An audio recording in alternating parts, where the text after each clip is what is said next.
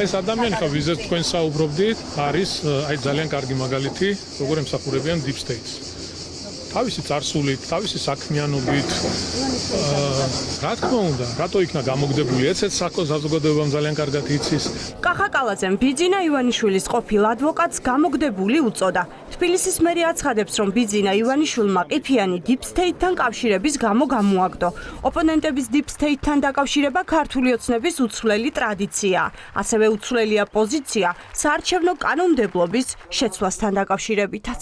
ყველაფერი, რა თქმა უნდა, ყველაფერი გარკვეულია, ყველაფერი ცხადია, ყველაფერი ძალიან კარგად ვიცით, ვინ რითი სუნთქავს, ვინ საიდან ფინანსდება, ვის რა მითითებებს აძლევენ, ასე რომ ყველაფერი ცხადია. ქართულ ოცნებას ივანიშვილის ყოფილი ადვოკატი ასე მწვავედ ჯერ არ გაუკრიტიკებია. ეს თავდასხმა კი სავარაუდოდ მის პოლიტიკურ გააქტიურებას უკავშირდება. პარტიის დაარსების შემდეგ ყიფიანი აქტიურად საუბრობს სამოქალაქო თანხმობის და ოპოზიციის კონსოლიდაციაზე, სამართლიანი არჩევნების მოთხოვნის ირგვლივ. ყიფიანის აზრით, სულ საზოგადოება საარჩევნო გარემოს გაუმჯობესებას მოითხოვს. ქართული ოცნება იძულებული გახდება ხალხის დაკვეთა შეასრულოს.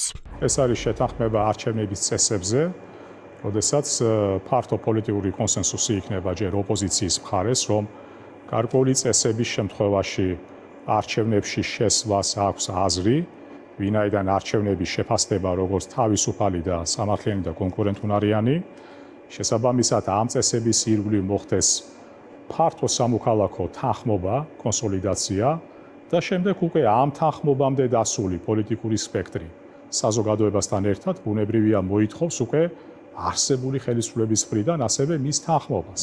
უფრო კონკრეტულად, როგორი არჩევნები, რომელშიც ოპოზიცია მონაწილეობას მიიღებს. კოალიცია ცვლილებებისთვის და ჯერ საქართველოს ხედვა ამ საკითხთან დაკავშირებით ერთმანეთს ემთხვევა, თუმცა კითხვა ჩნდება, ვინ როგორ ხედავს ივანიშვილის პარტიასთან საუბრის აზრს. მე ვერაფერს ვერ ვიტყვი ის რა შევეთანხმებ და რა შეარა, ვიდრე საუბარი არ გაიხსნება.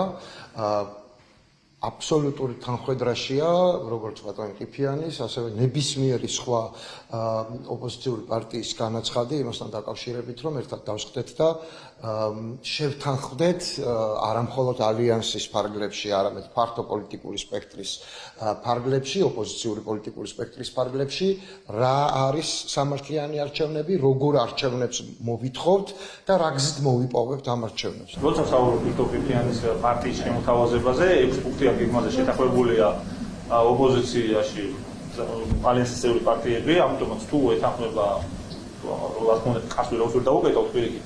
ივანიშვილის ყოფილი ადვოკატისგან რადიკალურად განსხვავებული პოზიცია აქვს ივანიშვილის ყოფილი პრემიერის პარტიას. კახარიას პარტიაში აცხადებენ, რომ არ აქვს მნიშვნელობა, როგორი იქნება არჩევნები. უსამართლო არჩევნებშიც შევლენ ივანიშვილის დასამარცხებლად. თუმცა ამ განსხვავებების მიუხედავად, ივანიშვილის ყოფილი თანამოაზრეების პარტიებს ის აერთიანებთ, რომ მათ ოცნება გაუქმებით არ ემუქრება. რომც არ იყოს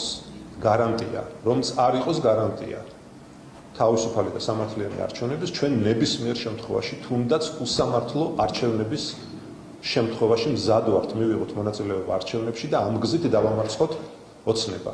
და ეს გადის იმ ფრონტის ხაზზე, რასაც ქვია გადამწყვეტი უპირატესობის მოპოვება საქართველოს მოსახლეობაში. ეს არის დღეს მთავარი, ეს უნდა იყოს პოლიტიკური პარტიების მთავარი ფოკუსი. ვიდრე ოპოზიცია იმაზე მსჯელობს, როგორ არჩევნებში მიიღებს მონაწილეობას და როგორში არა, იქამდე მთავარ ინტრიგად რჩება, აკრძალავს თუ არა საკონსტიტუციო სასამართლო ქართული ოცნების მოთხოვნით ყველაზე დიდ ოპოზიციურ პარტიებს.